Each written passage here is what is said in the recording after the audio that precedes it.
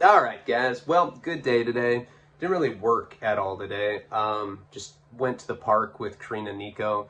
Spent a lot of time taking care of her today. She's really having a hard time with the second pregnancy, really sick.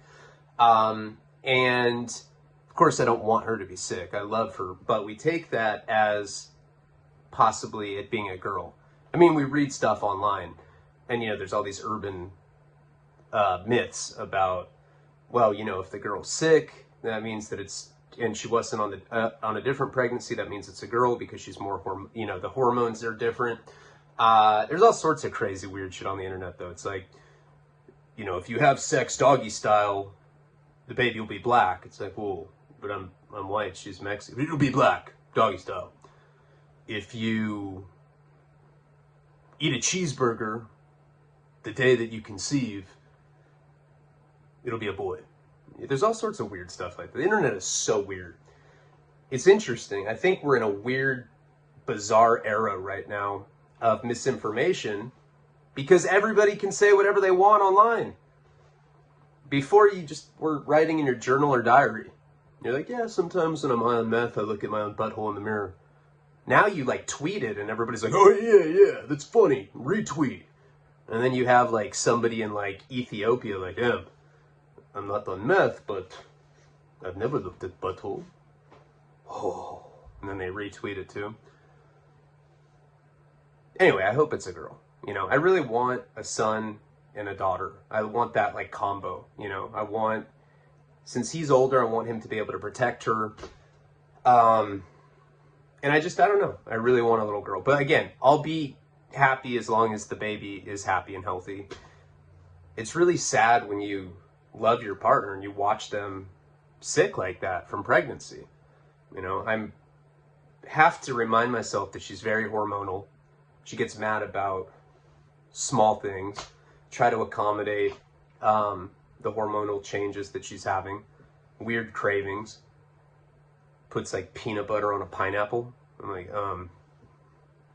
and then she spews fire at me. She's like, what? I'm like, oh my God. But I love her, and procreation is really the most beautiful thing in the world, Of course, I still make mistakes. I still slip up, but I'll tell you what, having a kid definitely has made me think about life in a different way. You have to put someone else before yourself. That doesn't mean that you're infallible at that point. It doesn't mean that you don't make mistakes, but I guess if I do make mistakes, my conscience is a lot meaner to me about it. It's like, you piece of shit. Stab yourself in the eye with a dart, and you're like, oh, okay, I'll never do it again. You stab yourself. Makes you more selfless, and makes you do a lot of soul searching. So it's a really beautiful thing, having a child, and it's been really amazing just to watch him grow, blossom into a person. I love my kid more than anything. And all right, enough of my Hallmark-esque monologue. I was gonna do a monologue today for Patreon, but today really I just focused on family. That's it. Family, and taking them out and kind of nursing her. I wish, on New Year's we had a really serious talk, and she told me a lot of things that I do wrong. Spend too much time on my phone, and stuff that I wasn't aware of. It's amazing sometimes, when you just sit down and listen to somebody, not argue, just listen and be like, okay, tell me things that I'm doing wrong, and now I'm really making an effort to correct those things. Been spending a lot more time as a parent, you get this idea in your mind where or at least I did, where I'm like, well, I'm providing, I'm doing my part, you do all the shitty stuff, you change the diapers, you do, do the bottle stuff. That's just not reality. So I'm making an effort to wear an apron and be Mr. Mom. This will be on YouTube eventually. This is, what is it, number 3 on the Albuquerque series. What a weird time in my life. Like, comment, subscribe, check out patreon.com/Ryan Leone. And yeah, that's my little introduction. You know, I'd watched the older video and I noticed there were a couple things in it that were incorrect that I had said. Very, very minor. Probably stuff no one would notice. But one thing that I had said, I just watched like the beginning of it.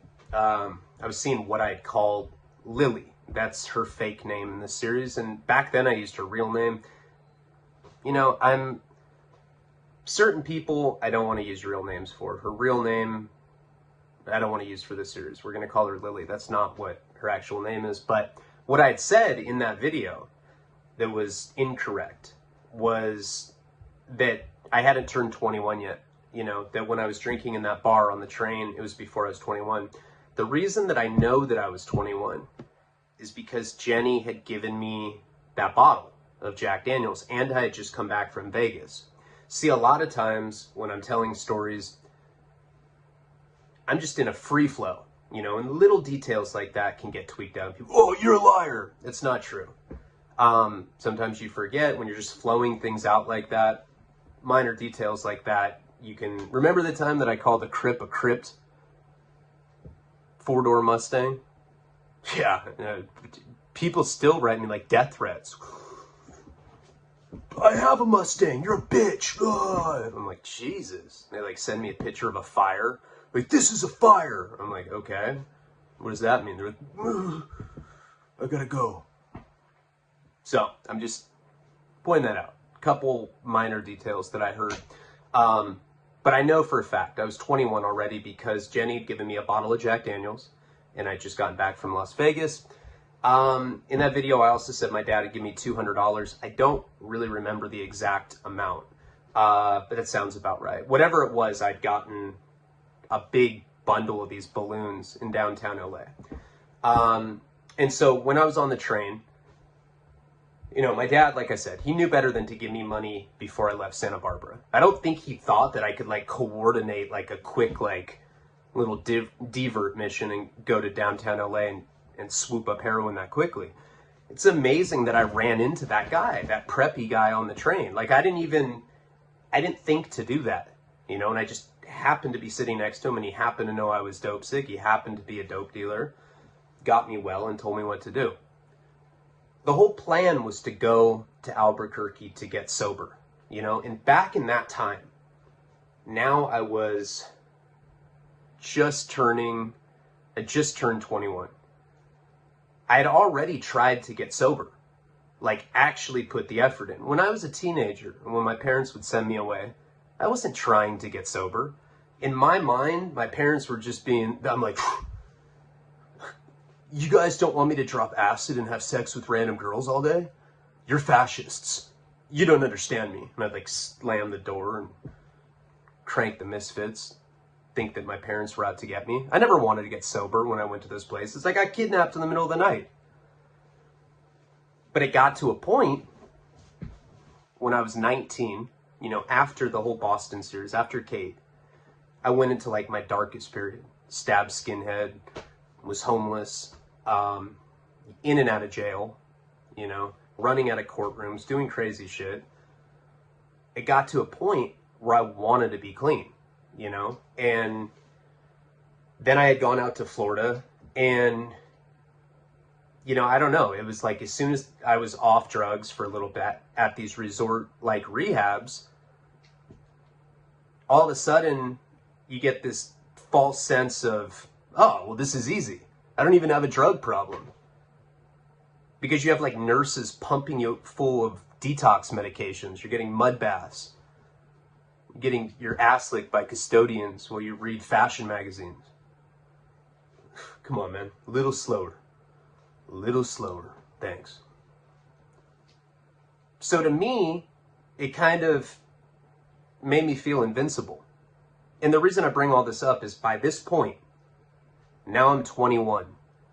All the Mike Virgin stuff had happened. You know, I went out to Florida. I went in and out of rehabs. Eventually I got busted out there, did time out there, came back, did time in Santa Barbara, went to Monterey, had a really horrible heroin run with Paul out there. And eventually my parents started sending me back to rehabs. And by that point, it wasn't because I wanted to get sober. It was because my parents were making me. You know, it was like I didn't have a job. I didn't have a degree. I didn't have to fend for myself. And they weren't doing anything wrong. I mean, maybe that wasn't the right approach, but they didn't have bad intentions with it. You know, I don't think they were intentionally enabling my drug addiction, but that's what was happening. And it took them a while to learn that they couldn't do that, because I had to have consequences to know that this shit is life or death. That only started happening when I started catching big prison term. 5 years, that woke me the fuck up a little bit. Doesn't mean that the addiction's gone. But at this point, at Albuquerque, during the time period that this series takes place, I'd given up. You know, I gave up that last time when I'd gone out to detox in Florida and then gone to that place in Orange County, Cornerstone, got kicked out of there. I was frustrated, you know. I think the most time I'd gotten was 60 days. And that was out in Florida. And I was doing everything I was supposed to be. I had a sponsor, I had a job, I went to meetings, I took it seriously. And they kicked me out for a false positive at the Sober Living for benzos. I was on antidepressants legally. And ever since that point, I hadn't put in a really solid effort to be sober again. I was just kind of disenchanted by the whole thing. So Albuquerque, just to be honest and looking back on this whole thing, when she had offered, this girl that we'll call Lily for the sake of the story, when she had offered for me to come out there, in my mind, it wasn't a serious attempt at sobriety or anything. You know, it was, let me just go to a place that I'm not familiar with and have fun. How fucking selfish of me. She had a 1-year-old. But I didn't think like that back then, you know, and my dad was willing to support the whole thing. As long as you're taking Suboxone, you know, we'll pay for your cigarettes, your food, whatever. I think they were going to give her checks once a week for food, whatever the case. I went out there with no fucking intention of getting off heroin. And right when I get on the train, I stop in downtown and I get that big ass bundle of balloons. The other video I watched, I said I had $200. That sounds about right. I know that I had money for the train, so I don't even know. I don't remember. It doesn't really matter. But I got enough heroin probably to last me for, you know, a week. Something like that. These little balloons. There's like a 0.2 in each one. Probably got 48 of them or something. 2 24 packs is what I had said. That sounds right. So now I'm on the train. I ended up getting this guy that was sitting next to me loaded. I'm like, dorky guy. He's like, hey, I'm just living life, bro. And he's like, and then he was like all gout out. He's like, oh, when I get back to my apartment, I'm going to try to pawn my PlayStation 2, bro. I was like, oh my God, ruined your life. All right. Keep going, go into this bar, you know, on the train. And I was 21. I just turned 21. And like I said, I ended up meeting up with this girl. I used this like really sleazy pickup line like, hey, let me take a picture on my flip phone of us kissing so I can make my girl back home jealous who just cheated on me. And she did it. And then before I knew it, she took me back to her car. And we had sex in this car. I didn't even know that you like could sleep on a train. That whole night, you know, I'd spent with her, probably underperformed, barely remember it. The next day, she gets off. Not sexually.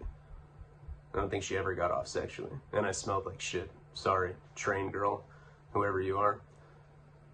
She was like traveling for a long time, like a week or so. I know that she got off. I didn't have a place to sleep the following day. I just had to like go back to my seat or whatever. And that guy that I got high, he was gone too. So I'm just, you know, I remember doing shots in the bathroom. of the train. And I go back to my seat, and there's this couple next to me. And they're from, like, I think the University of San Diego or something. I don't know, one of those schools. They had, like, the emblems, like, face paint on. With those annoying, like, school spirit people. But they were really sniffly. And, you know, I'm, like, pretty much a certified drug dog. I was like, excuse me, sir? And he looks back, and you know that look when somebody's twacked out on coke or meth and they're like scared. They're like, yeah?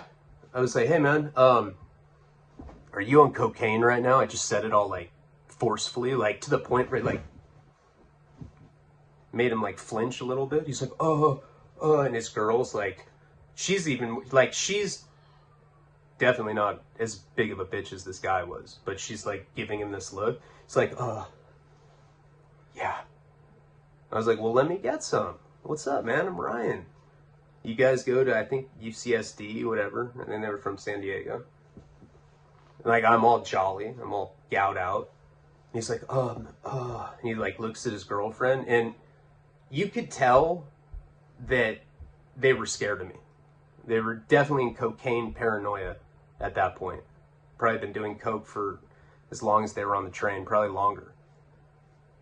So they're like, okay. You could tell they didn't want to. And we end up going to the bathroom together. You know, what I remember, it was a locked bathroom. It's pretty big though. 3 of us could fit in it, but it locked. We go in this bathroom and they're just gacked out. You could tell, just have no idea what to make of me. And they're like making up a line or whatever. There's like this little like metallic sink. And I was like, hey, I don't shoot it, or I don't snort it. I don't shoot it. I don't snort it. What do you mean? I was like, well, I'm diabetic.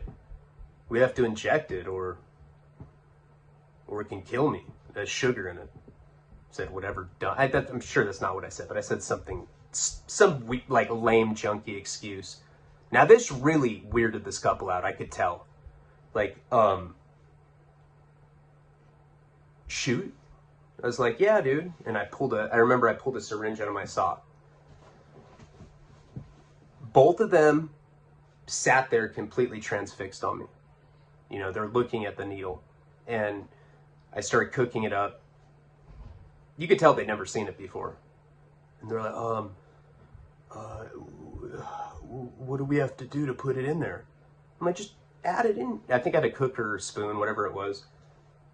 So he had like made up a line for me and they were doing lines and they ended up throwing it in my shot. And I add it. I'm all like making safari sounds as I stir it. I mean, they looked at me like I was some sort of fucking zoo animal. You could tell. I was like, rah! They're like, does everybody that shoots make noise like that? I was like, just me. I've been in captivity, you know, whatever I'm saying. I could tell that I was definitely freaking them out. And I shot a speedball right in front of them.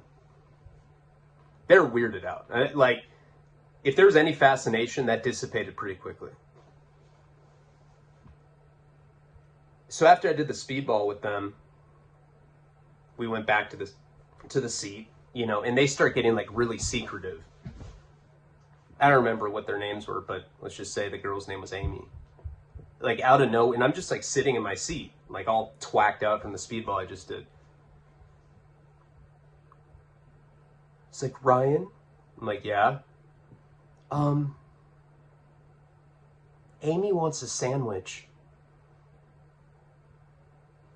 I was like, I honestly, thought what you guys probably think.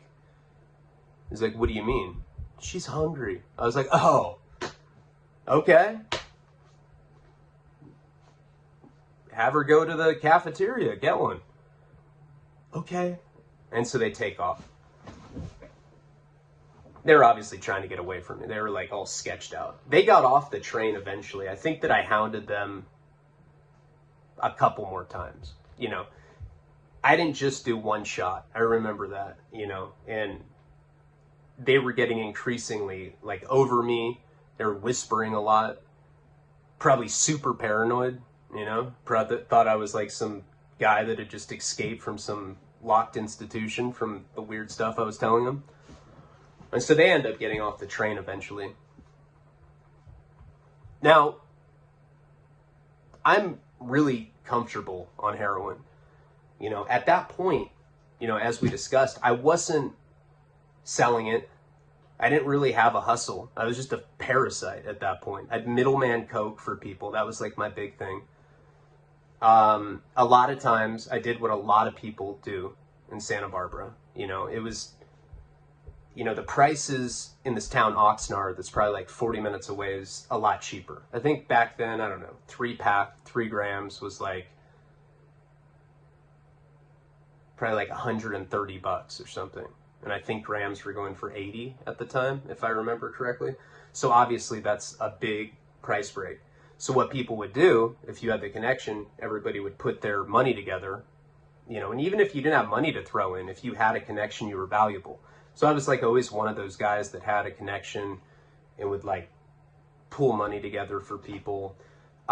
Sometimes I'd put money in with other people, whatever the case was. You know, I just had various ways to get it. It was a miserable, miserable existence, no consistency. I was not the kind of guy that was used to having a huge bundle of balloons like that. So I probably was like making up for, you know, all the times that I was watching my friends do big shots and I was just like, can I have a rinse? Thanks, man. Oh, I don't feel it. You know, every junkie does that. No matter what, you don't feel it. You could be like turning colors and you're like, no, it's weird, man. I feel nothing. Everybody does that. So, you know, typical like junkie strategies that I've had, but they were all bootleg. You know, I was on some corny ass discount addiction. So I remember getting really high on this train, you know, and that's why my memory's a little fuzzy for like the events that happened while we were actually on the train. I know I met that girl the first night. I know I went to her car, spent the night with her. I know I hung out with this couple who I for sure did not like me and were trying to get away from me. Always say, Amy wants a sandwich again. I'm like, dude, she just had one like 15 minutes ago. She's really hungry. Can we go? You know, it was shit like that. And eventually, I remember being by myself. I don't know how long the train ride is. It's not that long. It's like under 3. It's like a couple days or something. Maybe it's 2 days. I don't even know. Maybe a day and a half. Whatever it was. I know that I slept in that car the first night, and then I hung out with this couple shortly after that. And then I started getting into that Jack Daniels, you know, and I wasn't drinking a lot back then. Jenny had given it to me for my birthday. That's how I know that I was 21, and I was wrong in the first time I did the story. And I start pounding the Jack Daniels, probably because I did coke. You know, when you do a bunch of coke, you get a tolerance to alcohol, you know, because you feel so shitty.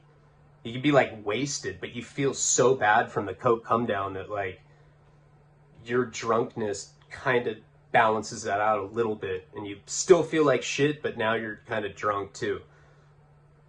And I drank myself to sleep. And I remember, you know, I told somebody, I think it was like some lady or something, I don't remember. I told somebody, wake me up when we're getting close to Albuquerque.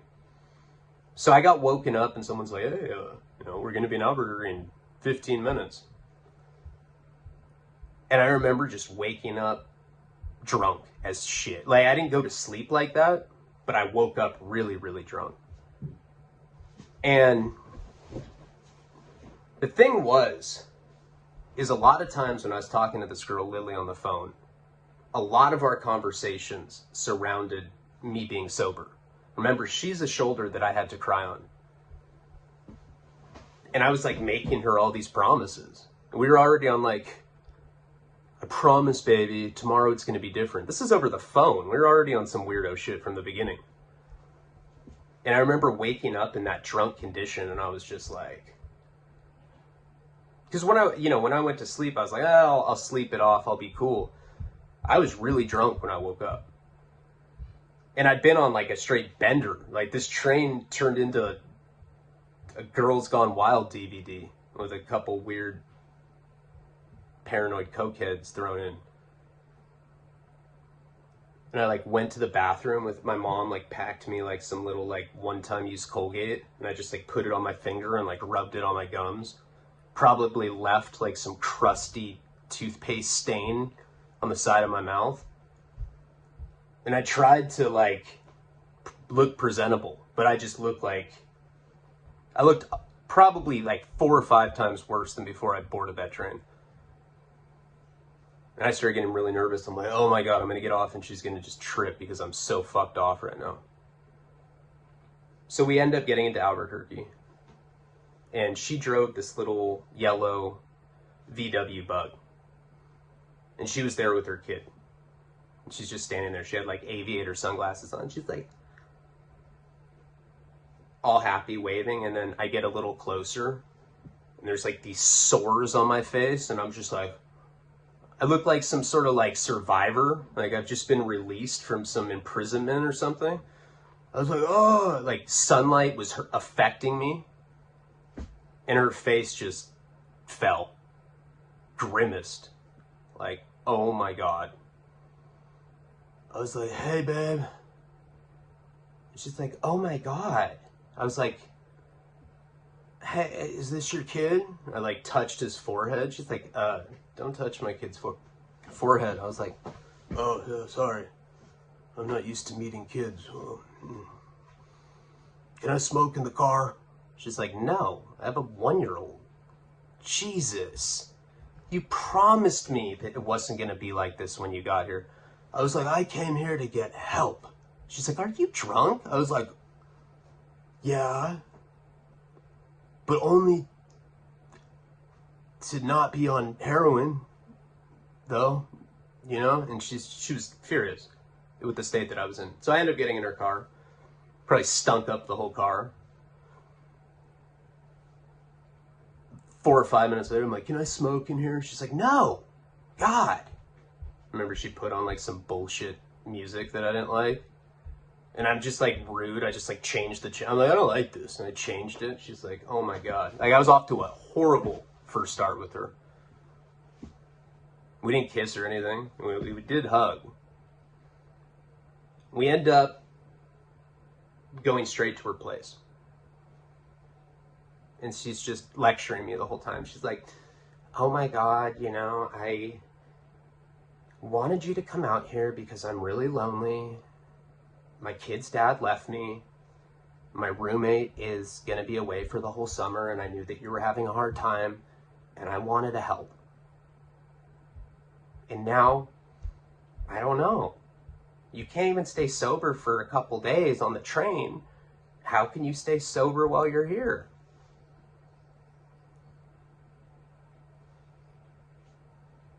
I was like, I need a cigarette so bad. She's like, you're not even listening. Some conversation like that is what we had, for sure. So she's mad at me. We end up getting to her place. Now, she lived in this nice, really nice apartment complex, condo complex. You know, being from Southern California, I'm used to like my friends' condos looking like prison cells. And they pay like $5,000 a month. They're like, isn't this cool? I'm like, where's the bathroom? I go, no, we don't have one. I'm like, you don't have a bathroom at your condo? No. No, man. You know, that's literally California. Well, no, we have bathrooms, but you know what I mean. There, it's like luxury. These huge, plush-ass condos. And the complex was really nice because it's just a lot cheaper to live there. So we end up getting to this place, and it has a huge pool. It has, you know, a gym. It has all the amenities that you'd want at like a nice complex like that. And we end up going up to her place. And I see her, you know, she's showing me around and everything. We get to her condo. It was either an apartment or whatever. I think it was a condo. And she opens the door and she's like, look, there's even a washer and dryer in each unit. You know, this is going to be your room. She takes me to this huge room. It has like a bathtub in it. I like wasn't used to that. I've been like living in like really bad places. Except for my parents' house, I had been staying in some straight crack houses for a long time. It was just nice to have like my own space for once. Now, even though our relationship going, or like our phone relationship going into this was flirtatious, it didn't seem that way right when I got there, but you also got to remember that she was mad at me for the condition that I was in, and I was still pretty drunk at that, like, by the time we got to her place. I think she lived maybe like, I don't know, 15 minutes from the train station. And she's telling me about like, fun things we're going to do. I think she gets like a little less angry once we get there. She's like, yeah, I'll take you to like, natural hot springs, and I'll take you to, all the fun stuff to do in Albuquerque while you're here. So she seems like she's getting a little less upset. I'm down to like half a pack.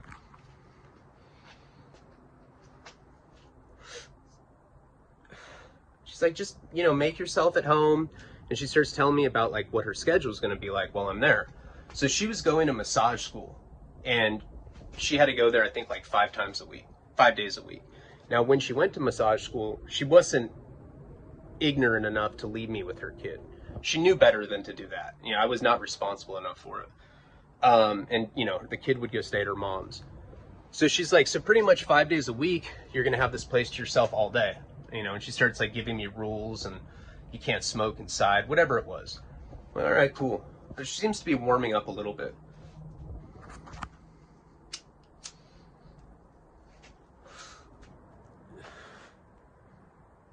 So then all of a sudden, I start putting stuff away.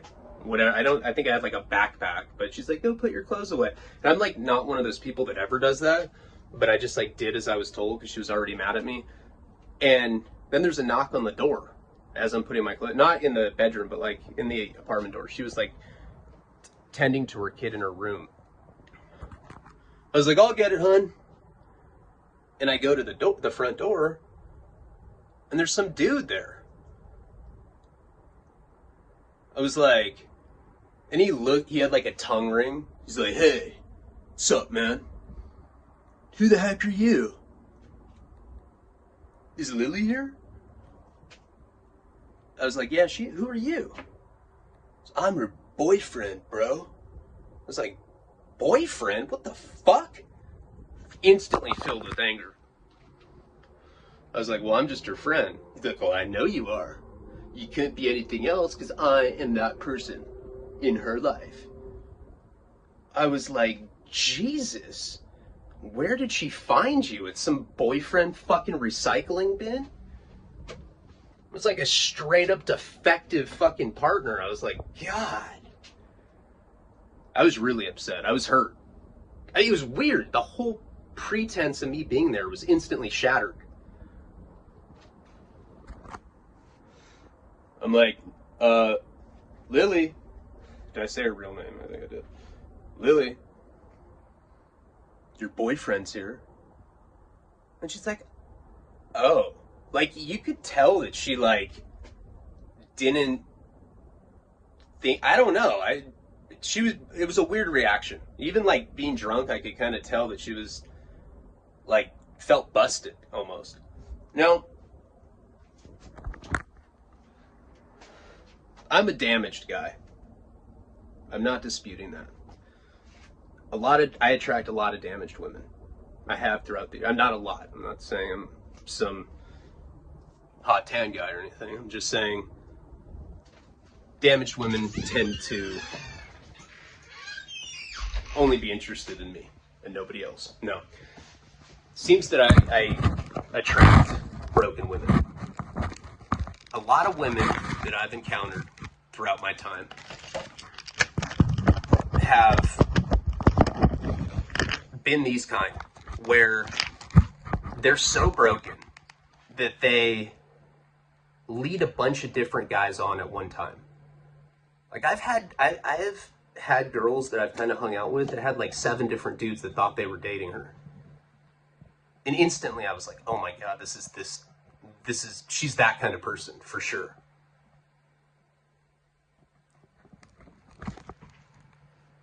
So I was just like, whatever. You know, I kind of, maybe I didn't know that at that time, but looking back, I can definitely say that.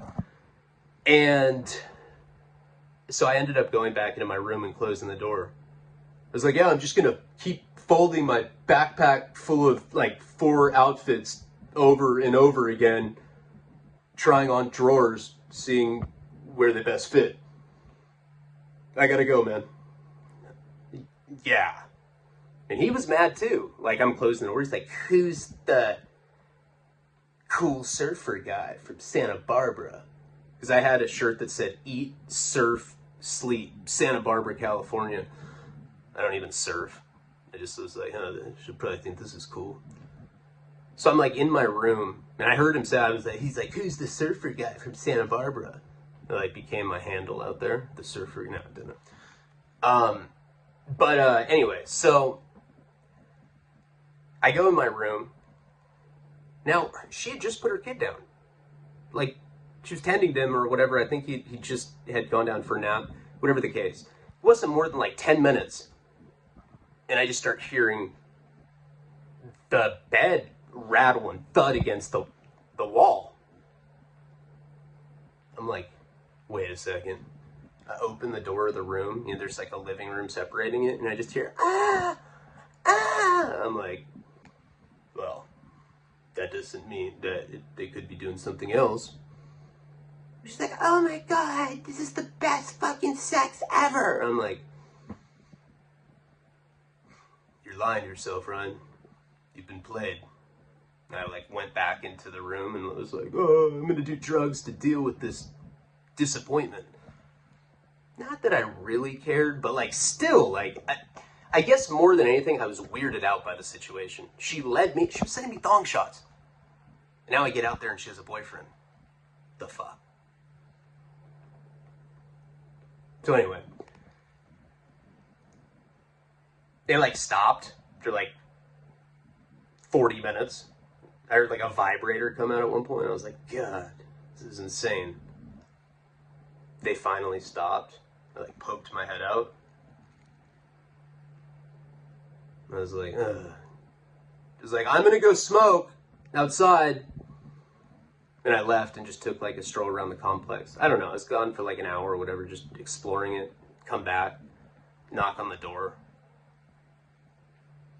She's like, she opens it, she's like, he's gone.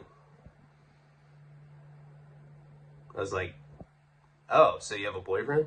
She's like, well, it's really complicated. On again, off again. I was like, but you're on again. And she's like, maybe. I was like, yeah, I gotta go to sleep. I end up going in my room and, you know, I get in bed and I'm like watching TV. In the middle of the night, maybe like 3 hours later, she's just like, yeah, we'll see you tomorrow. I'll see you tomorrow, whatever it was. Middle of the night, I like go out to get like water in the refrigerator, something like that. I'm like thirsty. And I hear bop, bop, bop, bop, bop, moaning again. I'm like, what the fuck? The guy wasn't even there anymore. I was like, what? Where am I? Felt like I was on some like bad sexual acid trip or something. I went to sleep and I woke up the next day. And, you know, she had made breakfast for me and she's like, I'm really sorry about last night. It seemed like you were really hurt when you found out that I had a boyfriend. And I was like, no. Me? Hurt? No. No. I was like, and I'm sorry I drank. We're just like eating. It's like this awkward breakfast. She's like, okay. I was like, that's it? Okay. She's like, yeah. I was like, all right. So that day, she ended up, you know, going to massage school or whatever. And I just stayed at her place and shot heroin all day. I remember she had like some like Janis Joplin DVD that I watched like over and over again. Just getting loaded at her place. And she ends up coming back at night. And that first night that she didn't have her boyfriend over, she's like, okay, look, I know you're not on drugs anymore, but if you want to smoke pot, you can. I got you some as a present. She pulls out this bag of like the worst brownish swag weed I've ever seen. It looked like hash browns from Denny's that like fucking rotted in the car. I was like, oh, no way, you shouldn't have. I get to smoke that? She's like, yeah. I was like, you're amazing, babe. She's like, I love when you call me that. I feel so bad. We just got back together while you're on the train ride. I was like, so what, he left and came back last night? She's like, no, he never came back. I was like, huh? Still don't know the answer to that one. I have to take a quick bathroom break, but I will be back. So this will be one of those like 2-part videos. No, I don't have to poop, in case you're wondering. Like, comment, subscribe, check out patreon.com/Ryan Leone. I'm going to do the second video of this part. So you guys will come out on top and get a longer video. Palabra.